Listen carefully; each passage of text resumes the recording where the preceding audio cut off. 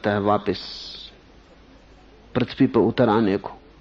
कबीर कहते हैं कि चाहे देवता ओढ़े, चाहे मनुष्य, चाहे मुनि, सभी उसको मैला कर देते। देवता भोग के कारण मैला कर देता है, मुनि त्याग के कारण मैला कर देते। कबीर का यह वचन बड़ा क्रांतिकारी है, क्योंकि कबीर यह कह रहे हैं कि तुमने अगर त्याग भी किया और बेहोशी से किया तो वो भोग से भिन्न नहीं है। वो भोग के विपरीत भला हो, लेकिन भोग से भिन्न नहीं है, उसका स्वभाव एक ही है। और त्यागी और भोगी की नजर में बुनियादी फर्क नहीं पड़ता। भोगी धन के पीछे पागल है, त्यागी धन छोड़ने के पीछे पागल है, लेकिन दोनों की नजर धन पे लगी है। भोगी कहता है मेरे पास 10 करोड़ रुपए हैं, त्यागी कहता है मैंने 10 करोड़ त्याग दिए, लेकिन 10 करोड़ की गिनती दोनों करते हैं। भोगी कहता है सोना सब कुछ है, त्यागी कहता है सोना मिट्टी है, लेकिन दोनों सोने की चर्चा करते हैं। सोना अगर सच में ही मिट्टी है तो चर्चा भी क्या करनी, मिट्टी की कोई चर्चा क्यों नहीं करता? अगर सोना सच में ही मिट्टी है तो चर्चा क्या करनी। महाराष्ट्र में एक फकीर हुआ,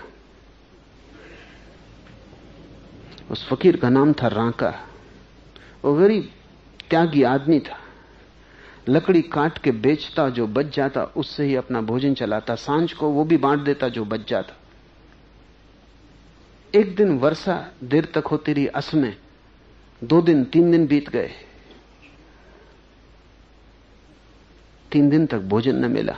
उसकी पत्नी भी थी, उसका नाम था बांका। रांका पति, बांका पत्नी।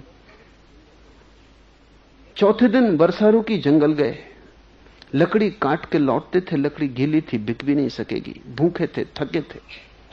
अचानक देखा, पति ने आगे चल रहा था कि राह के किनारे स्वर्ण असरफियों से भरी हुई थैली पड़ी, कुछ असरफियां बाहर, थैली खुल गई।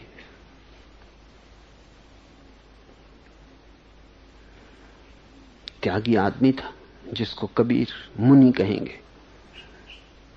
सोचा कि ये मिट्टी यहां क्यों पड़ी और किसी का मन मोह ले, तो उसने उसे गड्ढे में डाल के उसके ऊपर मिट्टी डाल दी। पत्नी तब तक पीछे से आ गई, उसने पूछा क्या कर रहे हैं? तो उसने कहा यहां कुछ सोना पड़ा था। सोना तो मिट्टी है, इसलिए उसको मैंने गड्ढे में डाल के ऊपर से मिट्टी डाल दी। पत्नी ने कहा तुम्हें मिट्टी पर मिट्टी डालते शर्म नहीं आती?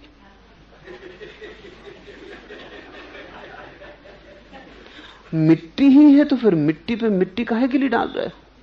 नहीं, जो कहता है सोना मिट्टी है उसको भी मिट्टी नहीं हुआ, नहीं तो कहने की कोई जरूरत ही नहीं। त्यागी भोगी दोनों एक ही जगह बंधे, दिशाएं विपरीत, नजर एक तरफ है। विरोध में है त्यागी उसी के जिसके पक्ष में भोगी है, लेकिन दोनों की बेहोशी समान है। तुम बाईं तरफ करवट लेके सो रहे, वो दाईं तरफ करवट लेके सो रहा, फर्क नींद में नहीं पड़ता। सो दोनों रहे, सपना दोनों देख रहे, पीठ किए एक दूसरे की तरफ दोनों सो रहे। नींद असली सवाल है, दोनों के मध्य में मनुष्य है।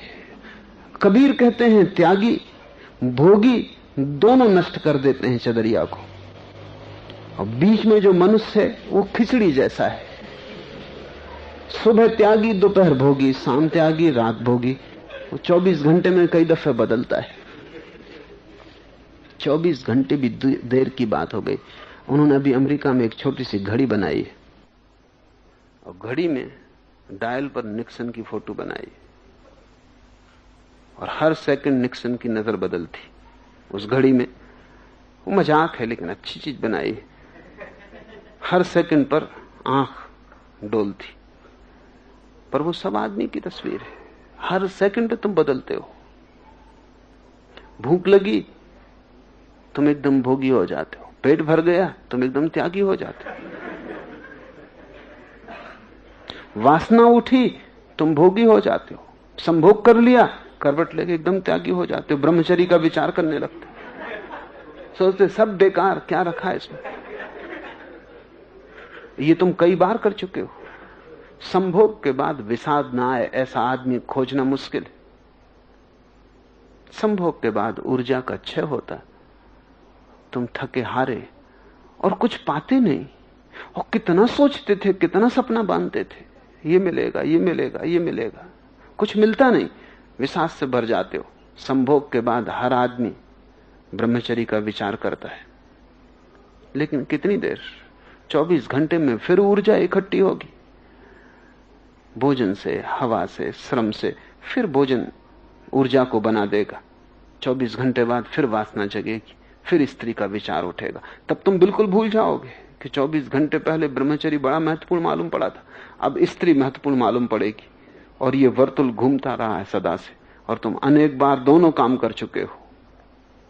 संभोग के बाद तुम सोचने लगते हो त्याग, फिर भूख जगती, फिर तुम सोचने लगते हो भोग। दोनों के बीच में त्यागी और भोगी अतियां हैं। दोनों के मध्य में खड़ा हुआ मनुष्य, और मनुष्य बिल्कुल खिचड़ी, कंफ्यूजन है। दोनों का समय बटा हुआ है। तुम अगर अपना कैलेंडर रखो तो तुम बराबर लिख सकते हो, सुबह त्यागी, दोपहर भोगी, फिर त्यागी, फिर भोगी, फिर मंदिर चले गए, फिर दुकान आ गए, फिर दुकान पे बैठे मंदिर की सोचने लगे, फिर मंदिर में बैठे दुकान की सोचने लगे। तुम पाओगे कि तुम दोनों का मिश्रण हो। जब दोनों शुद्ध त्यागी और भोगी नष्ट कर देते हैं तो तुम तो दोहरा नष्ट कर दोगे। तुम त्याग और भोग दोनों की धारणाओं से चादर को नष्ट कर दोगे। त्यागी बाएं करवट सो रहा है, भोगी दाईं करवट सो रहा है, तुम करवटें बदल रहे हो, तुम चादर बिल्कुल ही नष्ट कर दोगे। वे कम से कम थिर हैं, अपनी अपनी दिशा में लगे, तुम घूम रहे हो। तुम्हारी उत्तेजित अवस्था इस सूक्ष्म चादर को बिल्कुल ही नष्ट कर देगी। इसलिए कबीर कहते हैं, सोई चादर सुरनर मुनि ओढ़ी, ओढ़ी के मैली किनी चदरिया। दास कबीर जतन से ओढ़ी, ज्यों की त्यों धर देनी चदरिया। लेकिन दास कबीर ने बड़े संभाल के ओढ़ी, बड़ी सावचेतता से ओढ़ी, बड़े जतन से, होश से ओढ़ी, बड़े ध्यान से ओढ़ी, और ज्यों की त्यों धर देनी चदरिया। जैसी दी थी परमात्मा ने वैसी वापस कर दी। ये मोक्ष, ये मुक्त की अवस्था है। तुम जो मिला है उसे वैसा ही वापस कर दो, बिना विकृत किए। बच्चा पैदा होता है, साफ चादर लेके पैदा होता है, सब स्वच्छ निर्दोष। फिर विकृति आनी शुरू होती, इकट्ठी होनी शुरू होती। बूढ़ा मरता है खंडहर की भांति, सब बर्बाद, हाथ में कुछ भी उपलब्धि नहीं, जो पास था वो भी गंवा के।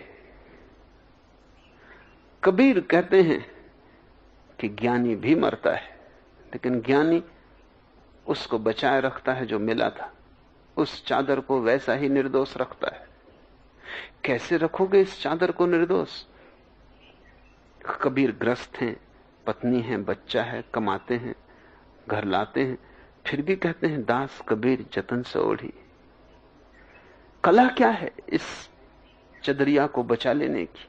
कला है होश, कला है विवेक, कला है जागृत चेतना।